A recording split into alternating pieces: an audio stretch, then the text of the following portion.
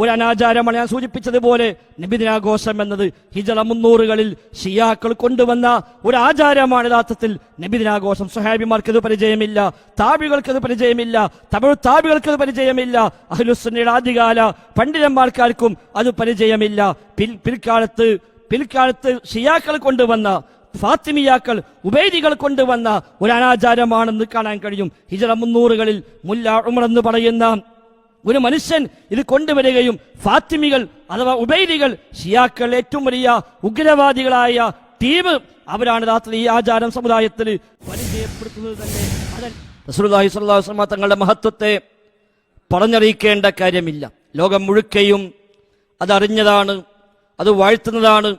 എതിരാളികളും അല്ലാത്തവരുമെല്ലാം ഒരുപോലെ അംഗീകരിക്കുന്ന ഒരുപാട് മഹത്വങ്ങളുടെ ഉടമയാണ് ഹബീബായ മുഹമ്മദ് മുസ്തഫ സല്ലല്ലാഹു അലൈഹി വസല്ലം.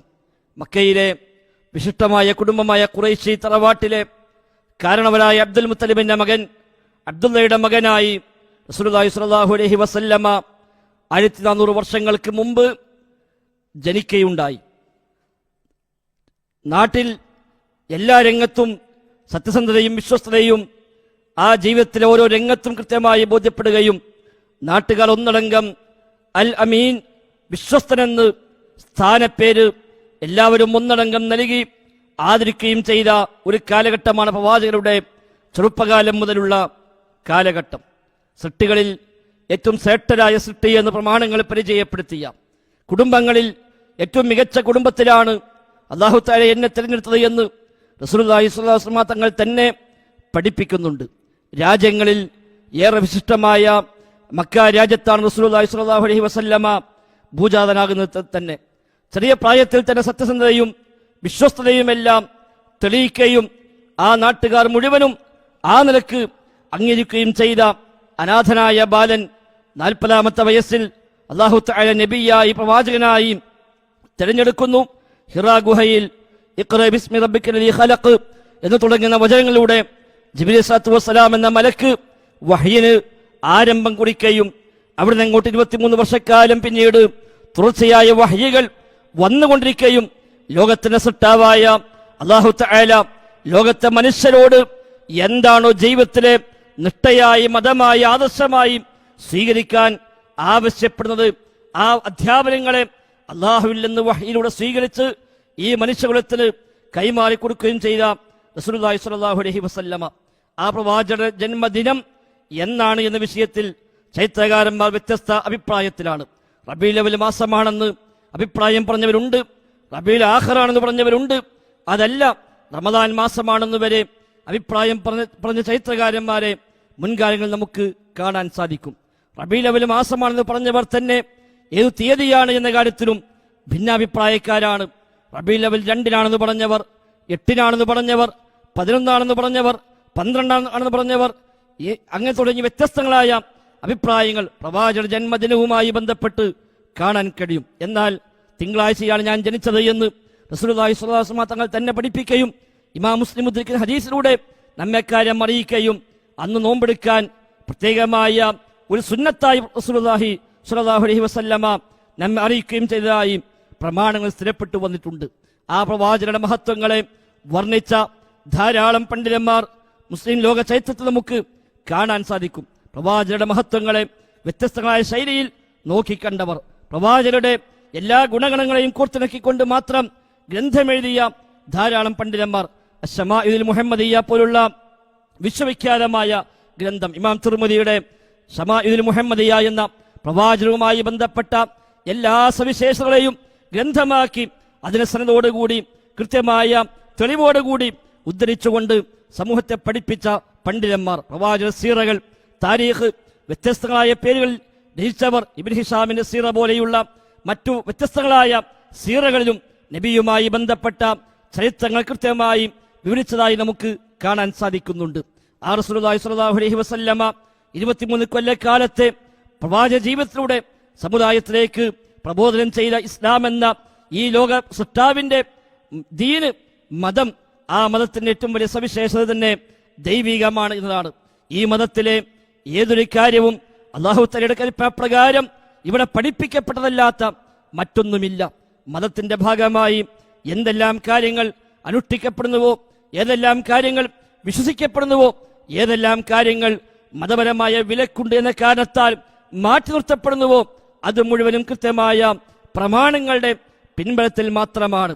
ഏതെങ്കിലും ഒരു വ്യക്തിക്ക് മതത്തിലേക്ക് നിയമം കൂട്ടിച്ചേർക്കാൻ, മതത്തിലെ നിയമത്തെ വേണ്ടെന്ന് വെക്കാൻ, അതിൽ ഏതെങ്കിലും നിലക്കുള്ള മാറ്റത്തിരുത്തൽ കൊണ്ടുവരാൻ എത്ര വലിയ പണ്ഡിതനാണെങ്കിലും ഒരാൾക്ക് പോലും ഇസ്ലാം അനുവാദം നൽകുന്നില്ല. എന്നു മാത്രമല്ല, പ്രവാചകർക്ക് പോലും അല്ലാഹുവിൽ നിന്നുള്ള വഹയ് പിൻപറ്റുക എന്നല്ലാതെ സ്വന്തമായി മതനിയമങ്ങൾ ഉണ്ടാക്കാൻ അനുവാദമില്ല എന്നാണ് പ്രമാണങ്ങൾ പരിചയപ്പെടുത്തുന്നത്. സൂറത്ത് ഹഖയിൽ അല്ലാഹു തആല പരിചയപ്പെടുത്തി, വലൗ തഖവ്വല അലൈനാ ബഅദൽ അഖാവീൽ ലഅഖദ്നാ മിൻഹു ബിൽ യമീൻ. പ്രവാചകൻ നമ്മുടെ പേരിൽ ചില വാക്കുകളെങ്കിലും കെട്ടിച്ചമച്ചുണ്ടാക്കുകയാണെങ്കിൽ അദ്ദേഹത്തെ വലം കൈകൊണ്ട് പിടികൂടുകയും ജീവനാടി നാം മുറിച്ചു കളയുകയും ചെയ്യുമെന്ന് വിശുദ്ധ ഖുർആനിൽ അല്ലാഹു തആല എന്നേക്കുമുള്ള വചനമായി അവതരിപ്പിക്കുന്നു. സൂറത്തുൻ നജ്മിലെ ആദ്യ വചനങ്ങളിൽ അല്ലാഹു തആല പ്രത്യേകമായി എടുത്തു പറയുന്നു, വമാ യൻതിഖു അനിൽ ഹവാ ഇൻ ഹുവ ഇല്ലാ വഹ്യുൻ യൂഹ. സ്വന്തമിട്ട പ്രകാരം അവിടുന്ന് സംസാരിക്കുകയില്ല. അല്ലാഹുവിൽ ലഭിക്കുന്ന ദിവ്യബോധനം വഹ്യ് അടിസ്ഥാനമാക്കിയല്ലാതെ സംസാരിക്കുകയില്ലെന്ന് ഖുർആൻ പഠിപ്പിക്കുന്നു. അതേ, സംസാരിച്ചിട്ടുമില്ല. മതമായി എന്തെല്ലാം പ്രവാചകൻ അറിയിച്ചുവോ അത് മുഴുവനും അല്ലാഹുവിൽ നിന്നുള്ള വഹ്യ് പ്രകാരം മാത്രമാണ്. ലോകസൃഷ്ടാവിന്റെ ദിവ്യബോധനം അടിസ്ഥാനമാക്കി മാത്രമാണ് റസൂലുള്ളാഹി സ്വല്ലല്ലാഹു അലൈഹി വസല്ലമ മതമായ മുഴുവൻ കാര്യങ്ങളും ഇവിടെ പഠിപ്പിച്ചത്. അവസാനം വഫാത്താകുന്നതിന് ഏതാനും മാസങ്ങൾക്ക് മുമ്പ് അൽയൗമ അക്മൽതു ലക്കും ദീനക്കും വഅത്മംതു അലൈക്കും നിഅമതി വറദീതു ലക്കും ഇസ്ലാമ ദീന എന്ന വിശുദ്ധ ഖുർആൻ സൂറത്ത് മാഇദയിലെ 3-ാമത്തെ വചനം ഉൾക്കൊള്ളുന്ന ആ ആയത്തുകൾ ഓതി കേൾപ്പിച്ചുകൊണ്ടാണ് പ്രവാചകർ ഈ ലോകത്ത് നിന്ന് യാത്രയായി പോകുന്നത്. പ്രവാചകൻ വഫാത്തായത് അന്നത്തെ റബീഉൽ അവ്വൽ മാസത്തിലാണെങ്കിൽ അതിന് 2 മാസങ്ങൾക്ക് മുമ്പ് ദുൽഹിജ്ജ മാസം 9-നാണ് ഈ വചനം അവതരിക്കുന്നത്. അതെ, മതം ഞാൻ പൂർത്തിയാക്കി, അൽയൗമ അക്മൽതു ലക്കും ദീനക്കും, നിങ്ങളുടെ മതമില്ല, നിങ്ങൾക്കിന്ന് പൂർത്തിയാക്കി തന്നിരിക്കുന്നുവെന്ന അള്ളാഹുവിന്റെ അറിയിപ്പ് ഈ സമുദായത്തെ ഖുർആനിക വചനത്തിലൂടെ ഓതി കേൾപ്പിച്ചിട്ടാണ് റസൂലുള്ളാഹി സ്വല്ലല്ലാഹു അലൈഹി വസല്ലമ ഈ ലോകത്ത് നിന്ന് വഫാത്തായി യാത്രയായി പോകുന്നത്. പക്ഷേ പ്രവാചകർ പ്രത്യേകമായി പഠിപ്പിക്കുകയുണ്ടായി, മതം ഞാൻ പൂർത്തിയാക്കി, ഇനി ഈ മതത്തിലേക്ക് ഒന്നും കൂട്ടിച്ചേർക്കേണ്ടതില്ല, കൂട്ടിച്ചേർക്കാൻ അനുവദിക്കാനും പാടില്ല. അഥവാ കൂട്ടിച്ചേർക്കപ്പെട്ടാൽ അവയെല്ലാം തള്ളപ്പെടേണ്ടതുമാണ്. നബി തങ്ങൾ പറഞ്ഞു, മൻ അഹ്ദസ ഫീ അംരിനാ ഹാദാ മാ ലൈസ മിൻഹു ഫഹുവ റദ്ദുൻ. നമ്മുടെ ഈ മതകാര്യത്തിൽ ഇല്ലാത്ത ഒന്ന് ആരെങ്കിലും പിന്നീട് വ്യാജമായി കൊണ്ടുവന്നാൽ ഫഹുവ റദ്ദുൻ, അത് തള്ളപ്പെടേണ്ടതാണ് എന്ന്. മറ്റൊരു ഹദീസിൽ കാണാം, മൻ അമില അമലൻ ലൈസ അലൈഹി അംറുനാ ഫഹുവ റദ്ദുൻ. ആരെങ്കിലും ഒരു പ്രവർത്തനം ചെയ്തു, ഒരു അമൽ ചെയ്തു, ലൈസ അലൈഹി അംറുനാ, ആ അമലിന് നമ്മുടെ കൽപ്പന ഇല്ല, നമ്മുടെ അധ്യാപനമില്ല, അങ്ങനെ നമ്മുടെ അധ്യാപനമില്ലാത്തൊരു അമല് ആരെങ്കിലും ചെയ്താൽ ഫഹുവ റദ്ദുൻ, അത് തള്ളപ്പെടേണ്ടതാണ് എന്ന് ഹദീസുകളിൽ പഠിപ്പിക്കപ്പെടുന്നു. മാത്രമല്ല, അവിടുത്തെ എല്ലാ ഉത്ബോധനങ്ങളിലും എല്ലാ ഖുത്ബകളിലും റസൂലുള്ളാഹി സ്വല്ലല്ലാഹു അലൈഹി വസല്ലമ പ്രത്യേകമായി ഓർമ്മിപ്പിക്കുമായിരുന്നു, വശർറൽ ഉമൂരി മുഹ്ദസാതുഹാ വകുല്ല മുഹ്ദസത്തിൻ ബിദ്അ വകുല്ല ബിദ്അത്തിൻ ളലാല വഫീ റിവായ വകുല്ല ളലാലത്തിൻ ഫിന്നാർ. അഥവാ കാര്യങ്ങളിൽ ഏറ്റവും ദുഷിച്ചത് മതത്തിലേക്ക് പിന്നീട് കൂട്ടിച്ചേർക്കപ്പെടുന്ന പുത്തനാചാരങ്ങളാണ്. അങ്ങനെ പുത്തനാചാരമായി എന്തെല്ലാം വന്നുവോ അത് മുഴുവനും ബിദ്അത്താണ്, അനാചാരമാണ്. അത്തരം അനാചാരങ്ങൾ മുഴുവനും ളലാലത്താണ്, പിഴച്ച മാർഗമാണ്. അവയെല്ലാം നരകത്തിലേക്കുള്ള മാർഗവുമാണ് എന്ന് റസൂലുള്ളാഹി സ്വല്ലല്ലാഹു അലൈഹി വസല്ലമ അവിടുത്തെ എല്ലാ ഖുത്ബയിലും എല്ലാ ഉത്ബോധനങ്ങളിലും എല്ലാ തരം നസീഹത്തിന്റെ ഉപദേശങ്ങളുടെ ആദ്യത്തിലും പ്രവാചകർ പ്രത്യേകമായി പറയുമായിരുന്നു, മതത്തിലേക്ക് പിൽക്കാലത്ത് പിന്നീട് വല്ലതും കൂട്ടിച്ചേർക്കപ്പെടുന്നുവെങ്കിൽ അതെല്ലാം ബിദ്അത്താണ്, അനാചാരമാണ്. അനാചാരങ്ങൾ മുഴുവനും ളലാലത്താണ്. വകുല്ലു ബിദ്അത്തിൻ ളലാല, എല്ലാ ബിദ്അത്തും ളലാലത്താണ്, വഴികേടാണ് എന്ന് പ്രവാചകൻ ആവർത്തിച്ചു പറയുമായിരുന്നു. ഇർബാദ് ഇബ്നു സാരിയ റളിയല്ലാഹു അൻഹു എന്ന സ്വഹാബി വര്യൻ പഠിപ്പിക്കുന്നു, സല്ലല്ലാ ബിനാ റസൂലുള്ളാഹി സ്വല്ലല്ലാഹു അലൈഹി വസല്ലമ ദാത യൗമിൻ, ഒരു ദിവസം പ്രവാചകർ ഞങ്ങളെയും കൊണ്ട് ജമാഅത്തായി നിസ്കരിച്ചു. ആ നമസ്കാര ശേഷം ഫവഅലനാ മൗഇദതൻ ബലീഗ, നബി ഞങ്ങൾക്ക് സാരസമ്പൂർണമായ ഒരു ഉത്ബോധനം, ഒരു ഉപദേശം നൽകി. ആ ഉപദേശത്തിൽ ഞങ്ങളെല്ലാം ഒന്നാകെ വല്ലാത്തൊരു മാനസികമായി വല്ലാത്തൊരു പ്രയാസത്തിലായി, കണ്ണുകളെല്ലാം നിറഞ്ഞു, കൽബുകൾ തേങ്ങി. ആ സമയത്ത് ഞങ്ങൾ നബിയോട് ചോദിച്ചു, നബിയെ, ഇതൊരു അവസാനം വിടവാങ്ങിപ്പോകുന്ന ഒരാൾ പറയും പോലെയാണല്ലോ താങ്കൾ ഉപദേശങ്ങൾ കഅന്നഹാ മൗഇദത്തു മുവദ്ദിഇ യാ റസൂലല്ലാഹ്, അല്ലാഹുവിന്റെ റസൂലേ, യാത്ര പറഞ്ഞു പോകുന്ന ഒരാൾ ഉത്ബോധിപ്പിക്കുന്നത് പോലെയാണല്ലോ, ഉപദേശിക്കുന്ന പോലെയാണല്ലോ താങ്കളുടെ ഉപദേശം. അതുകൊണ്ട് ഫഔസിനാ, ഞങ്ങൾക്ക് പ്രത്യേകമായ വസിയ്യത്തുമുണ്ടെങ്കിൽ നിങ്ങൾ നൽകണമെന്ന് പറയുമ്പോൾ പ്രവാചകൻ നൽകിയ വസിയ്യത്ത് എന്താണെന്നോ, നിങ്ങൾ അല്ലാഹുവിന്റെ കിതാബും റസൂലിന്റെ സുന്നത്തും നിങ്ങൾ മുറുകെ പിടിക്കണം. വഇയ്യാകും വമുഹ്ദസാത്തിൽ ഉമൂർ, നിങ്ങൾ മതത്തിലേക്ക് പിൽക്കാലത്ത് പുതുതായി കൂട്ടിച്ചേർക്കപ്പെടുന്ന കാര്യങ്ങളെ പ്രത്യേകമായി ശ്രദ്ധിക്കണേ, സൂക്ഷിക്കണേ. ഫഇന്ന കുല്ല മുഹ്ദസത്തിൻ ബിദ്അ വകുല്ല ബിദ്അത്തിൻ ളലാല, അങ്ങനെ പുതുതായി കൂട്ടിച്ചേർക്കപ്പെടുന്ന മുഴുവൻ കാര്യങ്ങളും ബിദ്അത്താണ്, എല്ലാ ബിദ്അത്തും ളലാലത്താണ്, വഴികേടാണ് എന്ന് റസൂലുള്ളാഹി സ്വല്ലല്ലാഹു അലൈഹി വസല്ലമ പഠിപ്പിക്കുകയാണ്. അപ്പം മതത്തിലേക്ക് ആർക്കും കൂട്ടിച്ചേർക്കാൻ അനുവാദമില്ല എന്നർത്ഥം. നിസ്കാരമാണെങ്കിലും നോമ്പാണെങ്കിലും ദിക്റാണെങ്കിലും ദുആയാണെങ്കിലും സ്വലാത്താണെങ്കിലും ആഘോഷമാണെങ്കിലും എന്താണെങ്കിലും ശരി, ഈ മതത്തിലേക്ക് പിന്നീട് ആരെങ്കിലും കൂട്ടിച്ചേർക്കുന്നുവെങ്കിൽ അതിനെയാണ് ബിദ്അത്ത് എന്ന് പ്രമാണങ്ങൾ പരിചയപ്പെടുത്തിയത്. ആ ബിദ്അത്തുകളെല്ലാം ളലാലത്താണ്, വഴികേടാണ്, പിഴച്ച മാർഗമാണ്, അവ നരകത്തിലേക്കാണ് എന്ന് എത്രയെത്ര ഹദീസുകളാണ് പ്രവാചകൻ പഠിപ്പിച്ചത്.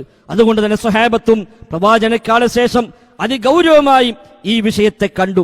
4 ഖലീഫമാരും അല്ലാത്തതുമായ സ്വഹാബിമാർ അഖിലവും ഇതുമായി ബന്ധപ്പെട്ട് വളരെ വലിയ ഉത്ബോധനങ്ങൾ, താക്കീതുകൾ നൽകിയതായി കാണാൻ സാധിക്കും. 1-ാം ഖലീഫ അബൂബക്കർ സിദ്ദീഖ് റളിയല്ലാഹു അൻഹു മിമ്പറിൽ പ്രഖ്യാപിക്കുന്നത് കാണാം, വഇന്നമാ അന മുത്തബിഉൻ വലസ്തു ബിമുബ്തദിഇൻ, ഞാൻ തീർച്ചയായും പ്രവാചകനെ പിൻപറ്റുന്നവരാണ്, മുത്തബിആണ്.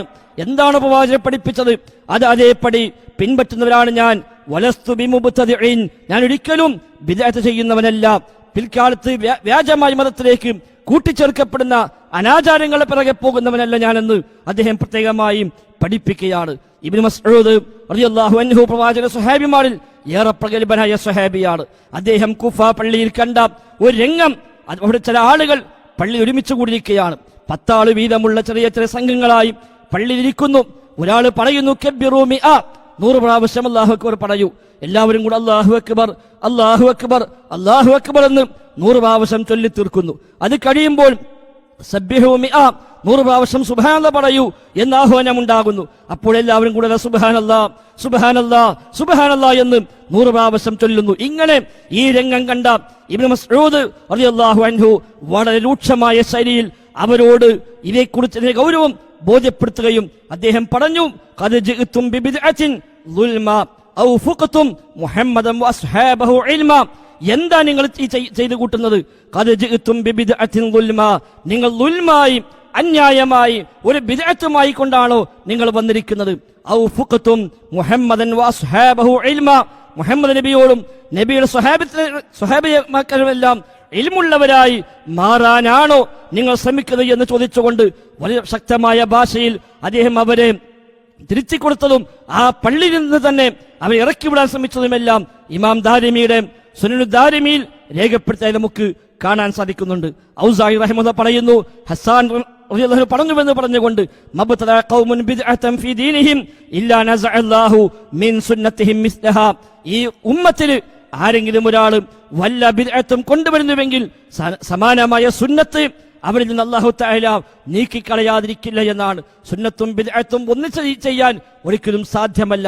ശൈഖ് ഇബ്നു തൈമിയ്യ റഹിമഹുല്ലാഹും അതേപോലെ ആധുനിക അഹ്ലുസുന്നയുടെ പണ്ഡിതന്മാരിൽ പ്രധാനികളായ ശൈഖ് സ്വാലിഹുൽ ഫൗസാൻ ഹഫിളഹുല്ലാഹ് അവരുകളുമൊക്കെ ഇക്കാര്യം വളരെ വിശദമായി വിവരിക്കുന്നുണ്ട്. ഒരാൾ ബിദ്അത്ത് ചെയ്യുന്നുവെങ്കിൽ ആ ബിദ്അത്തിൽ എത്ര കണ്ട അയാൾ ആവേശം കാണിക്കുന്നുവോ അത്ര കണ്ട അയാൾ സുന്നത്തിൽ നിന്ന് പുറകോട്ട് പോകുമെന്നാണ്. പ്രവാചക സുന്നത്തുകളെയും ബിദ്അത്തുകളെയും ഒരേപോലെ ജീവിതത്തിൽ പാലിക്കാൻ ഒരാൾക്ക് സാധ്യമല്ല എന്നർത്ഥം.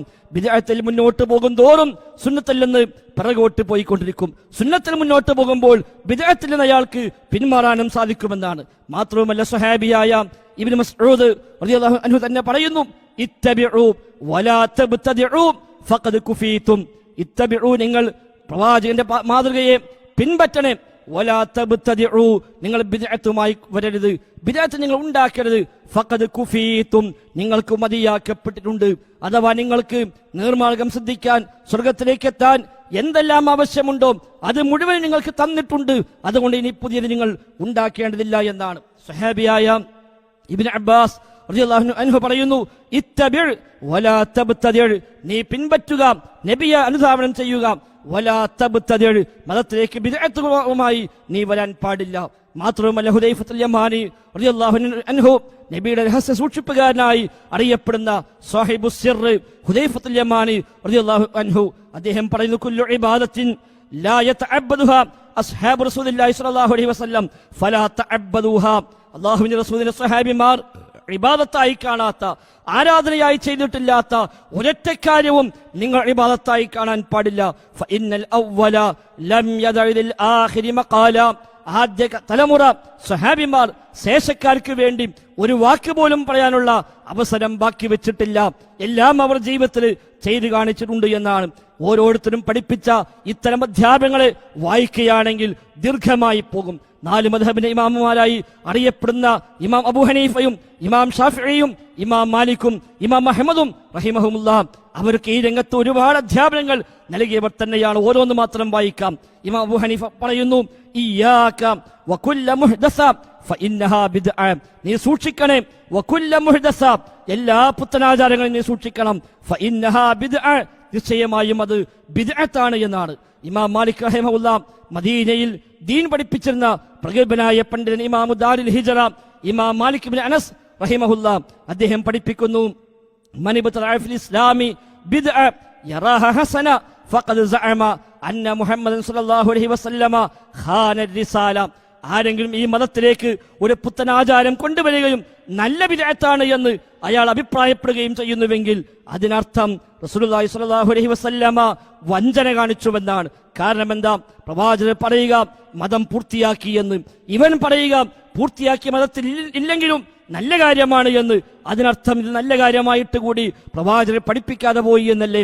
അഥവാ മുഴുവനും പഠിപ്പിക്കാതെ ഞാൻ മുഴുവനും പഠിപ്പിച്ചുവെന്ന് നബി നമ്മോട് വ്യാജമായി പറഞ്ഞു പറ്റിച്ചു പോയി എന്നാണ് അവന്റെ വാദത്തിന്റെ ആശയമെന്ന് ഇമാം മാലിക് റഹ്മത്തുള്ളാ പഠിപ്പിക്കുകയാണ്.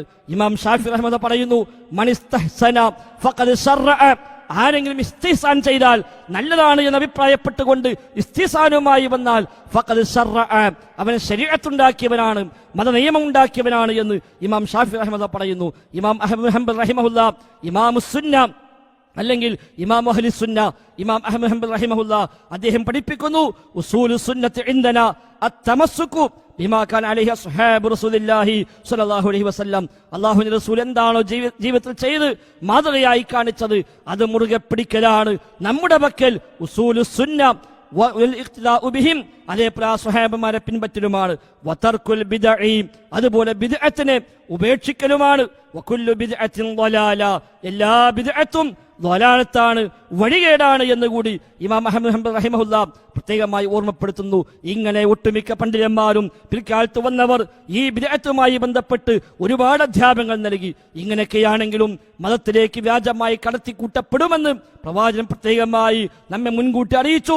അതേപോലെ പണ്ഡിതന്മാരും അതെടുത്തു പറഞ്ഞു, അത് ഉണ്ടാവുകയും ചെയ്തു. ഒരുപാട് അനാചാരങ്ങൾ സമുദായത്തിൽ പിന്നീട് കടന്നു വന്നു. ചില ദിവസങ്ങൾക്ക് സവിശേഷത കൽപ്പിക്കപ്പെട്ടു, ചില ആഴ്ചകൾക്ക് സവിശേഷത കൽപ്പിക്കപ്പെട്ടു, ചില മാസങ്ങൾക്ക് സവിശേഷത കൽപ്പിക്കപ്പെട്ടു, ചില സ്ഥലങ്ങൾക്ക് സവിശേഷത കൽപ്പിക്കപ്പെട്ടു, ചില വ്യക്തികൾക്ക് അപ്രമാദിത്വം കൽപ്പിക്കപ്പെട്ടു. എന്നിട്ട് അതിൻ്റെയൊക്കെ പേരിൽ ഇല്ലാത്തൊരുപാട് അനാചാരങ്ങൾ വ്യത്യസ്തങ്ങളായ രീതികൾ സമുദായത്തിൽ ഉണ്ടായി വന്നു. പുതിയ പുതിയ നിസ്കാരങ്ങൾ ഉടലെടുത്തു. റഗായിബ് നിസ്കാരം പോലുള്ള, സ്വലാത്തുൽ അൽഫിയ പോലുള്ള, സ്വലാത്തുൽ ഹാജ പോലുള്ള വ്യത്യസ്തങ്ങളായ പേരുകളിൽ വിളിക്കപ്പെടുന്ന നിസ്കാരങ്ങൾ പലതും ലോകത്തിന്റെ വ്യത്യസ്ത ഭാഗങ്ങളിലായി കടന്നു വന്നു. നമ്മുടെ നാട്ടിലും ഏതാനും കൊല്ലമായി സ്വലാത്തുൽ അവ്വാബീൻ എന്ന പേരിൽ മഗ്‌രിബിന് ശേഷമുള്ള പ്രത്യേകമായ നിസ്കാരം കാണുന്നു. സ്വലാത്തുൽ അവ്വാബീൻ ഹദീസിൽ വന്നത് ളുഹാ നിസ്കാരമാണ്. എന്നാൽ മഗ്‌രിബിന് ശേഷം ഒരു സ്വലാത്തുൽ അവ്വാബീൻ ചില ആളുകളൊക്കെ ഇപ്പോൾ കൊണ്ടുവന്നതായി ശ്രദ്ധയിൽപ്പെട്ടിട്ടുണ്ട്. അതുപോലെ പുതിയ പുതിയ നോമ്പുകൾ, മിഅ്റാജ് നോമ്പ്, ബറാഅത്ത് നോമ്പ് എന്നൊക്കെ പറഞ്ഞുകൊണ്ട് ഇല്ലാത്ത ചില നോമ്പുകൾ സമുദായത്തിൽ കടന്നുകൂടി. അതേപോലെ വ്യത്യസ്തങ്ങളായ ദിക്റുകൾ, വ്യത്യസ്തങ്ങളായ സ്വലാത്തുകൾ, വ്യത്യസ്തങ്ങളായ ലക്ഷ്യങ്ങൾക്ക് വേണ്ടി നിർമ്മിക്കപ്പെട്ട ദിക്റും ദുആയും സ്വലാത്തും എന്ന പേരിൽ വ്യാജമായി ഇറക്കുമതി ചെയ്യപ്പെട്ട ധാരാളം അനാചാരങ്ങൾ സമുദായത്തിൽ കാണാൻ കഴിയും. ആ ഗണത്തിൽ വന്നവ തന്നെയാണ് നബിദിനാഘോഷം എന്ന പേര് പറഞ്ഞ് റബീഉൽ അവ്വൽ മാസം 12-ന് നമ്മുടെ നാടുകളും മറ്റു ചില പ്രദേശങ്ങളുമൊക്കെയായി നടത്തപ്പെടുന്ന ഈ ഒരു ആചാരവും യഥാർത്ഥത്തിൽ ബിദ്അത്താണ്, അനാചാരമാണ്. സ്വഹാബത്തിനോ താബികൾക്കോ തമിഴ് താബികൾക്കോ മദ്ഹബിന്റെ ഇമാമുമാർക്കോ മുഹദ്ദിസുമാർക്കോ അഹ്ലുസുന്നയുടെ ആദ്യകാല പണ്ഡിതന്മാർ ഇമാമുമാർക്കോ ആർക്കും പരിചയമില്ലാത്ത, പിൽക്കാലത്ത് വ്യാജമായി മതത്തിലേക്ക് കൂട്ടിച്ചേർക്കപ്പെട്ട അനാചാരമാണെന്ന കാര്യത്തിൽ സംശയമേതുമില്ല. അനാചാരങ്ങൾ ഏതെല്ലാം സമുദായത്തിൽ വന്നുവോ അന്നെല്ലാം അതിനെതിരെ പണ്ഡിതന്മാർ ശക്തമായി രംഗത്തിറങ്ങിയിട്ടുണ്ട്. അന്ന് അതിനെതിരായി ഗ്രന്ഥങ്ങൾ തന്നെയും രചിക്കപ്പെട്ടിട്ടുണ്ട്. ചില കിതാബുകൾ ഞാൻ പരിചയപ്പെടുത്താം. ഇത് ഇമാം അബൂ ശാമ റഹിമഹുള്ളയുടെ അൽ ബാഇസ് അലാ ഇൻകാരിൽ ബിദ്അഇ വൽ ഹവാദിസ് എന്ന ഗ്രന്ഥമാണ്. ഏകദേശം 800 കൊല്ലങ്ങൾക്ക് മുമ്പാണ് രചിക്കപ്പെടുന്നത്. അദ്ദേഹത്തിന്റെ കാലഘട്ടങ്ങളിൽ ഉണ്ടായി വന്ന ബിദ്അത്തുകൾ, അതിനു മുമ്പുള്ള ബിദ്അത്തുകൾ, ആ ബിദ്അത്തുകളെ ഓരോന്നായി എടുത്തെടുത്ത് പറഞ്ഞുകൊണ്ട് ഇതെല്ലാം ബിദ്അത്താണ് എന്ന് സമുദായത്തെ ബോധ്യപ്പെടുത്താനാണ് അദ്ദേഹം ആ ഗ്രന്ഥം രചിച്ചത് എന്നത് നാം പ്രത്യേകമായി കാണേണ്ടതുണ്ട്. അതേപോലെ ഇമാം ഷാത്തിബിയുടെ കിതാബുൽ ഇഅ്തിസാം ഏകദേശം 700 കൊല്ലങ്ങൾക്ക് മുമ്പായി രചിക്കപ്പെട്ട ഗ്രന്ഥമാണ്. ബിദ്അത്തുമായി ബന്ധപ്പെട്ട് സമുദായത്തെ ഉത്ബോധിപ്പിക്കാനാണ് ഈ ഗ്രന്ഥം അദ്ദേഹം രചിക്കുന്നത് തന്നെ. അതുപോലെ ഇത് അൽ ബിദ്അഉൽ ഹൗലിയ എന്ന പേരിൽ ഒരു വർഷം മുഴുവനും നടക്കുന്ന ബിദ്അത്തുകളെ മൊത്തം ക്രോഡീകരിച്ചുകൊണ്ട് ഓരോ മാസങ്ങളിലായി മുഹറം മാസത്തിലെ ബിദ്അത്ത്, അതുപോലെ റബീഉൽ അവ്വലിലെ ബിദ്അത്ത്, റബീഉൽ ആഖിറിലെ ബിദ്അത്ത്, ഇങ്ങനെ ഓരോ മാസങ്ങളിലായി ലോകത്തിന്റെ വ്യത്യസ്ത ഭാഗങ്ങളിൽ നടക്കുന്ന ബിദ്അത്തുകളെ ക്രോഡീകരിച്ചുകൊണ്ട് അതിനെക്കുറിച്ച് സമുദായത്തെ ഉത്ബോധിപ്പിക്കാനായി രചിക്കപ്പെട്ട ഗ്രന്ഥമാണ് ഇത്. ഏറ്റവും ആധുനികമായി രചിക്കപ്പെട്ട ഖാമൂസുൽ ബിദ്അ എന്നാണ് പേര് തന്നെയും, അഥവാ ബിദ്അത്ത് ഡിക്ഷണറി എന്നർത്ഥം. ലോകത്തെവിടെയെല്ലാമുള്ള എന്തെല്ലാം ബിദ്അത്തുണ്ടോ ഈ ബിദ്അത്തുകൾ മുഴുവനും ക്രോഡീകരിച്ചെടുത്തുകൊണ്ട് ഇതിനെതിരെ പണ്ഡിതന്മാരുടെ ഗ്രന്ഥങ്ങളിൽ വന്ന പരാമർശങ്ങൾ എവിടെയാണ് ഉള്ളത് എന്ന് പഠിപ്പിച്ചുകൊണ്ടുള്ള ഒരു ഗ്രന്ഥമാണ് ഖാമൂസുൽ ബിദ്അ. ഇങ്ങനെ വ്യത്യസ്തങ്ങളായ പേരുകളിൽ ധാരാളം ഗ്രന്ഥങ്ങൾ മുൻഗാമികളായ പണ്ഡിതന്മാർ ഈ വിഷയത്തിൽ രചിച്ചിട്ടുണ്ട്. ഇത് ജലാലുദ്ദീൻ സുയൂത്തി റഹിമഹുള്ളയുടെ അൽ അംറു ബിൽ ഇത്തിബാഅ് വന്നഹ്യു അനിൽ ഇബ്തിദാഅ് എന്ന ഗ്രന്ഥമാണ്. അഥവാ പ്രവാചകനെ പിൻപറ്റുകയാണ് വേണ്ടത് എന്നും ബിദ്അത്ത് പാടില്ല എന്നും പഠിപ്പിച്ചുകൊണ്ട് അദ്ദേഹം എഴുതിയ സുയൂത്തി റഹിമഹുള്ളയുടെ ഗ്രന്ഥമാണ് അൽ അംറു ബിൽ ഇത്തിബാഅ്. ഇങ്ങനെ എണ്ണിലൊടുങ്ങാത്ത ഗ്രന്ഥങ്ങൾ, ഇനി മറ്റു ഗ്രന്ഥങ്ങളിൽ ബിദ്അത്തുമായി ബന്ധപ്പെട്ട അധ്യായങ്ങൾ പ്രത്യേകമായി നൽകിക്കൊണ്ട് അതിനെതിരെ ജാഗ്രത പാലിക്കാൻ നിർദ്ദേശിച്ച മറ്റൊരുപാട് ഗ്രന്ഥങ്ങൾ, ഇങ്ങനെ ധാരാളം ഗ്രന്ഥങ്ങൾ ലോകത്ത് വ്യത്യസ്തമായ കാര്യങ്ങളിലായി രചിക്കപ്പെട്ടിട്ടുണ്ട് എന്ന് കാണാൻ കഴിയും. എന്നാൽ ഈ ഗണത്തിൽ വന്ന ഒരു അനാചാരമാണ് ഞാൻ സൂചിപ്പിച്ചതുപോലെ നബിദിനാഘോഷം എന്നത്. ഹിജറ 300-കളിൽ ഷിയാക്കൾ കൊണ്ടുവന്ന ഒരു ആചാരമാണ് യഥാർത്ഥത്തിൽ നബിദിനാഘോഷം. സ്വഹാബിമാർക്കത് പരിചയമില്ല, താബികൾക്കത് പരിചയമില്ല, തമിഴ് താബികൾക്കത് പരിചയമില്ല, അഹ്ലുസുന്നയുടെ ആദ്യകാല പണ്ഡിതന്മാർക്കാർക്കും അത് പരിചയമില്ല. പിൽക്കാലത്ത് ഷിയാക്കൾ കൊണ്ടുവന്ന, ഫാത്തിമിയാക്കൾ, ഉബൈദികൾ കൊണ്ടുവന്ന ഒരു അനാചാരമാണെന്ന് കാണാൻ കഴിയും. ഹിജറ 300-കളിൽ മുല്ല ഉമർ എന്ന് പറയുന്ന ഒരു മനുഷ്യൻ ഇത് കൊണ്ടുവരികയും ഫാത്തിമികൾ അഥവാ ഉബൈദികൾ, ഷിയാക്കൾ ഏറ്റവും വലിയ ഉഗ്രവാദികളായ ടീം, അവരാണ് യഥാർത്ഥത്തിൽ ഈ ആചാരം സമുദായത്തിൽ പരിചയപ്പെടുത്തുന്നത് തന്നെ. അതല്ലാതെ നബിയോ സഹാബത്തോ താബികളോ അല്ല ഇത് പരിചയപ്പെടുത്തുന്നത്. ആരാണ് ഷിയാക്കൾ? ഇന്ന് കേരളത്തിൽ അത് പരിചിതമാണ്. കഴിഞ്ഞ ചില സംസാരങ്ങളിലായി മുജാഹിദ് പ്രസ്ഥാനം വളരെ വ്യാപകമായി ഷിയായിസത്തെ കുറിച്ചുള്ള ഉത്ബോധനങ്ങൾ നൽകിയിട്ടുമുണ്ട്. നമ്മുടെ നാട്ടിൽ ചില മുസ്ലിയാക്കന്മാർ ഷിയായിസത്തിനെ ചില മുഖം മൂടിയിട്ടുകൊണ്ട് അവതരിപ്പിക്കാൻ ശ്രമിച്ചപ്പോൾ അതിനെതിരെ ശക്തമായ ഉത്ബോധനവുമായി വിസ്ഡം ഇസ്ലാമിക് ഓർഗനൈസേഷൻ ഇക്കഴിഞ്ഞ മാസങ്ങളിൽ ശക്തമായി രംഗത്തിറങ്ങിയിട്ടുണ്ട്. ആ ഷിയാക്കളിൽ ഏറ്റവും വലിയ ആദർശ രംഗത്ത് അപകടം പിടിച്ച വാദങ്ങളുമായി വന്ന ഫാത്തിമിയാക്കൾ, ഉബൈദികൾ, അവരാണ് ഹജറുൽ അസ്വദ് കട്ടെടുത്ത് കൊണ്ടുപോയത് കഅബാലയത്തിൽ നിന്ന്. ഹിജറ 300-കളിൽ കഅബയിൽ നിന്ന് ഹജറുൽ അസ്വദ് മോഷ്ടിക്കുകയും 20 കൊല്ലക്കാലം ഹജർ അസ്വദ് ഇല്ലാതെ ആ കഅബ നിലകൊള്ളുകയും ചെയ്തുവെന്ന് ചരിത്രങ്ങളിൽ കാണാൻ കഴിയും. ഹജ്ജിന് വന്ന ആയിരക്കണക്കിന് മനുഷ്യന്മാരെ കൊന്നൊടുക്കിയവരാണവർ. ഹജ്ജ് പോലും മുടക്കം ചെയ്ത് ചില കൊല്ലങ്ങളിൽ ഹജ്ജ് പോലും നിർവഹിക്കാൻ കഴിയാതെ മുടക്കിയവരാണ് ഈ ഷിയാക്കൾ. ധാരാളം മുസ്ലിം പണ്ഡിതന്മാരെയും അല്ലാത്തവരെയും കൊന്നുകളഞ്ഞവർ അവരാണ്. ഒരുപാട് അന്ധവിശ്വാസങ്ങൾ ഈ സമുദായത്തിൽ പ്രചരിപ്പിച്ചവർ. വ്യക്തികൾക്ക് അപ്പുറമായിട്ടും അവരാണ് കൽപ്പിച്ചത്. അലി ഇബ്നു അബീ ത്വാലിബാണ് നബിയാവേണ്ടത് എന്ന് പോലും വാദിക്കുന്നവർ ഷിയാക്കളിൽ ഉണ്ട് എന്നാണ്. എന്ന് മാത്രമല്ല, അലിയാണ് ഇലാഹെന്ന് പോലും വാദിക്കുന്നവരും ആ കൂട്ടത്തിലുണ്ട്.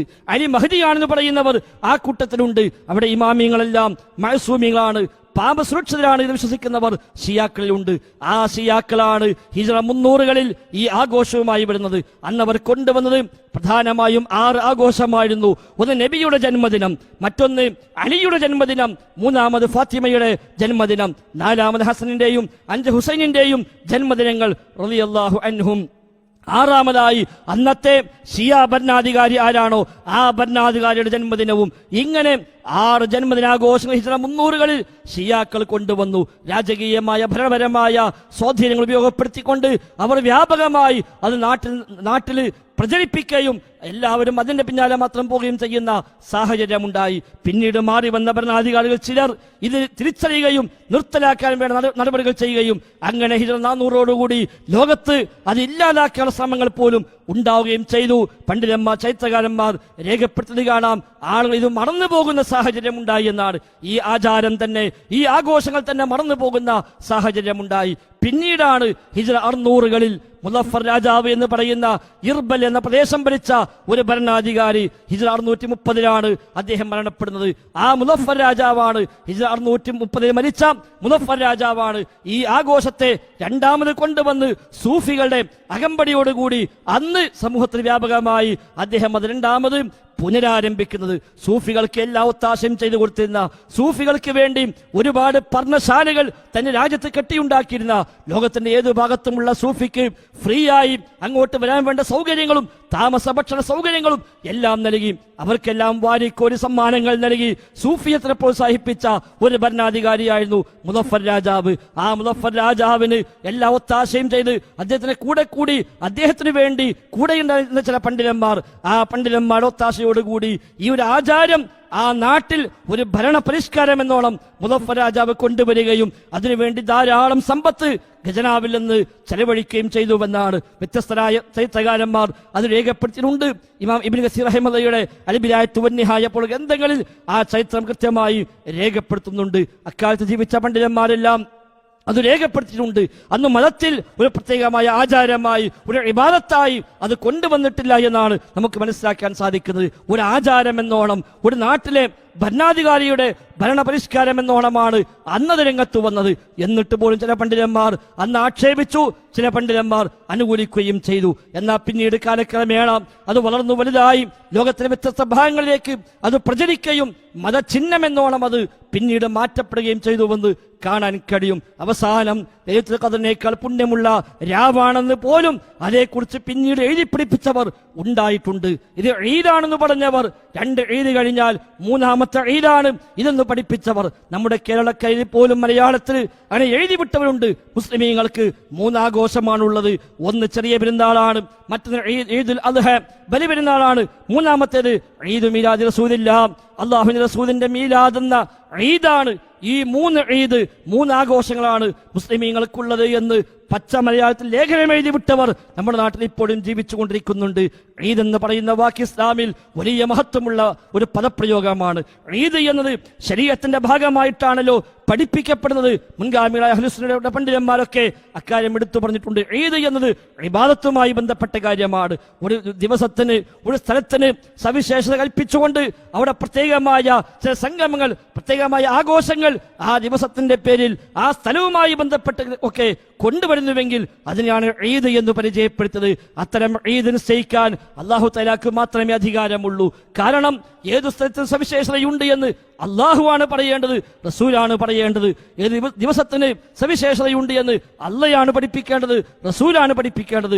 വെള്ളിയാഴ്ചക്ക് സവിശേഷതയുണ്ട്, എന്തേ കാരണം എവിടെ നിന്ന് കിട്ടി?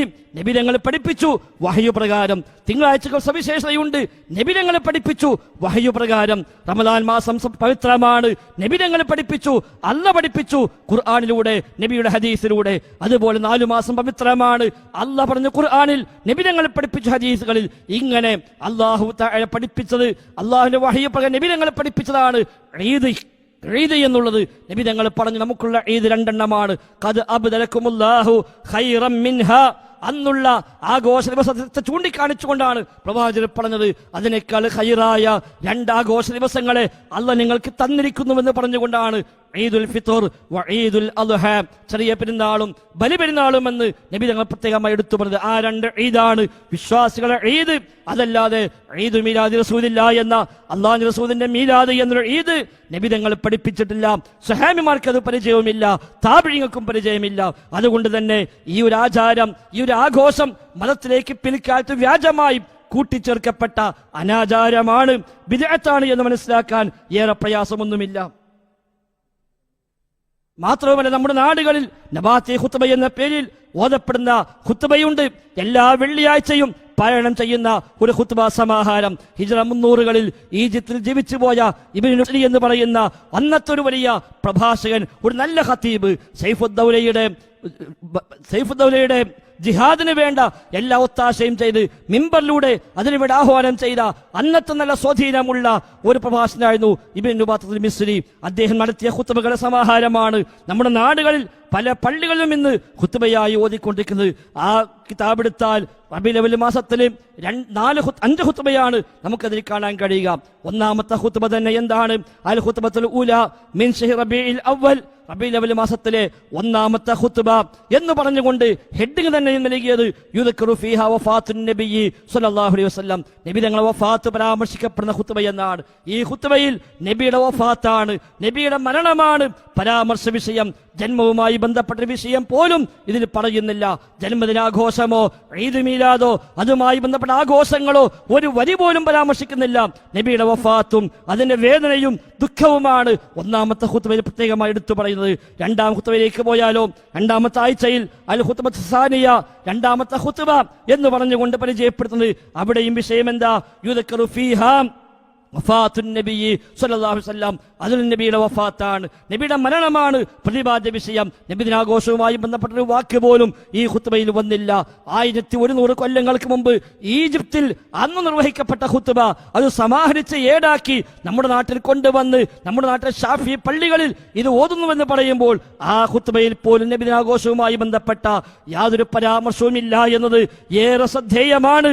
എന്നെങ്കിലും ഇത് ആഘോഷിക്കുന്ന ആളുകൾ ഒന്ന് ആലോചിച്ചിരുന്നുവെങ്കിൽ സഹോദരങ്ങളെ, അതുകൊണ്ട് തന്നെ പ്രവാചകർക്ക് പരിചയമില്ലാത്ത, സ്വഹാബത്തിന് പരിചയമില്ലാത്ത, താബികൾക്ക് പരിചയമില്ലാത്ത ഈ ആഘോഷം എങ്ങനെ മതപരമായ ഒരാഘോഷമായി മാറും? ബഹുമാനപ്പെട്ട അഹ്ലുസുന്നയുടെ പണ്ഡിതനായ അലിമാം അബ്ദുസ്സലാം അൽ ഖുശൈരി റഹിമഹുല്ലാ അദ്ദേഹം പഠിപ്പിക്കുകയാണ്, ഈ നബിദിനാഘോഷം എന്ന് പറയുന്നത് ഫത്തിഖാദു മൗലിദിഹി മൗസിമ, ഈ ജന്മദിനത്തെ ഒരു ആഘോഷവേളയാക്കി സ്വീകരിക്കുക എന്നത്, വൽഇഹ്തിഫാലു ബിഹി, അത് ആഘോഷിക്കലും ബിദ്അത്തും മുൻകറത്തുൻ വലാല ലം യരിദ് ബിഹാ ശർഉൻ വലാ അഖൽ, ഇത് ബിദ്അത്തും മുൻകറ, ആക്ഷേപിക്കപ്പെട്ട ബിദ്അത്താണ്, വലാലത്താണ്, വഴികേടാണ്. ലം യരിദ് ബിഹാ ശർഉൻ വലാ അഖൽ, മതത്തിൽ അങ്ങനെ പഠിപ്പിക്കപ്പെട്ടിട്ടില്ല, ബുദ്ധിപരമായും ഇത് അംഗീകരിക്കാൻ കഴിയുന്ന ഒരു കാര്യമല്ല.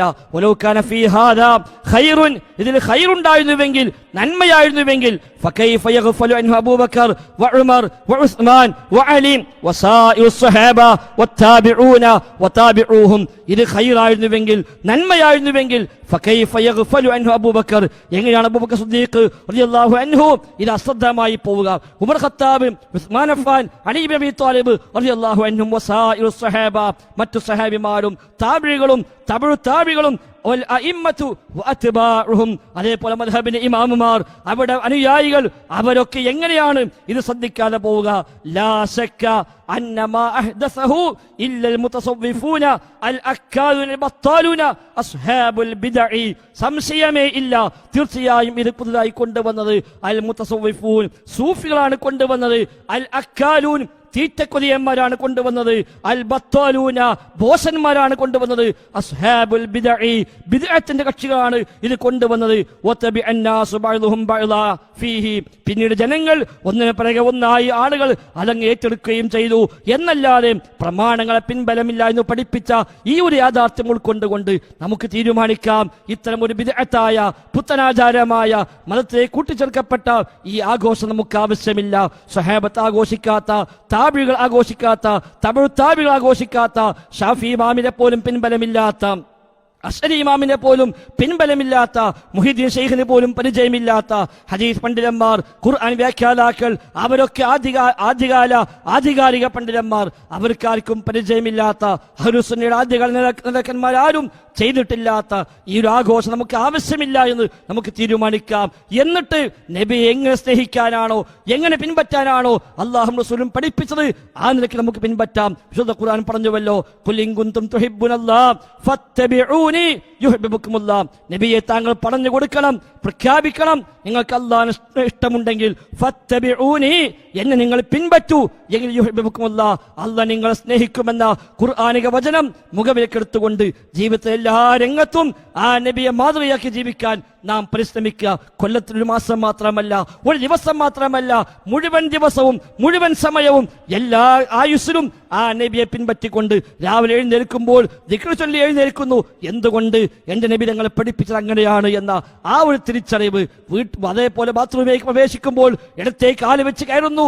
എന്തുകൊണ്ട്? എന്റെ നബിയുടെ മാതൃക ഇതാണ് എന്ന ആ നെയ്യത്തോടു കൂടി. പുറത്തേക്ക് വരുമ്പോൾ വലതുകാല് വെച്ച് പുറത്തിറങ്ങുന്നു, എന്റെ നബിയുടെ മാതൃക ഇതാണ് എന്ന ഉദ്ദേശത്തോടു കൂടി. വീട്ടിൽ നിന്ന് പുറത്തേക്ക് ഇറങ്ങുമ്പോൾ പ്രാർത്ഥിച്ചുകൊണ്ട് ഇറങ്ങുന്നു, പള്ളിയിൽ പോയി കയറുമ്പോൾ പ്രാർത്ഥിച്ചുകൊണ്ട് വലതുകാലും വെച്ച് കയറുന്നു. എന്തുകൊണ്ട്? എന്റെ നബി ഞങ്ങൾ അധ്യാപനം അതാണ്. ജീവിതത്തിലെ ഓരോ രംഗത്തും, ഭക്ഷണ രംഗത്ത്, വസ്ത്രം ധരിക്കുന്നിടത്ത്, യാത്ര പോകുന്നിടത്ത്, വീട്ടിൽ തിരിച്ചെത്തുന്നിടത്ത്, രാത്രി ഉറങ്ങാൻ കിടക്കുന്നിടത്ത്, രാവിലെ എണീക്കുന്നിടത്ത്, ഇങ്ങനെ തുടങ്ങിയ കച്ചവടങ്ങളിൽ, ഇടപാടുകളിൽ, ഇബാദത്തുകളിൽ, എല്ലാ രംഗത്തും എന്റെ പ്രവാചക അധ്യാപനം എന്ത് എന്ന് അന്വേഷിക്കുകയും ആ നബിയെ നമ്മുടെ മാതൃകാ പുരുഷനായി കണ്ട് നമ്മുടെ ജീവനേക്കാളേറെ ആ നബിയെ സ്നേഹിച്ചുകൊണ്ട് ഒരു ശരിയായ നബി സ്നേഹിയായി മാറാൻ നാം പരിശ്രമിക്കുക. അല്ലാഹു തആല തൗഫീഖ് നൽകി അനുഗ്രഹിക്കുമാറാവട്ടെ. ആമീൻ. അസ്സലാമു അലൈക്കും വറഹ്മത്തുള്ളാഹി വബറകാതുഹു.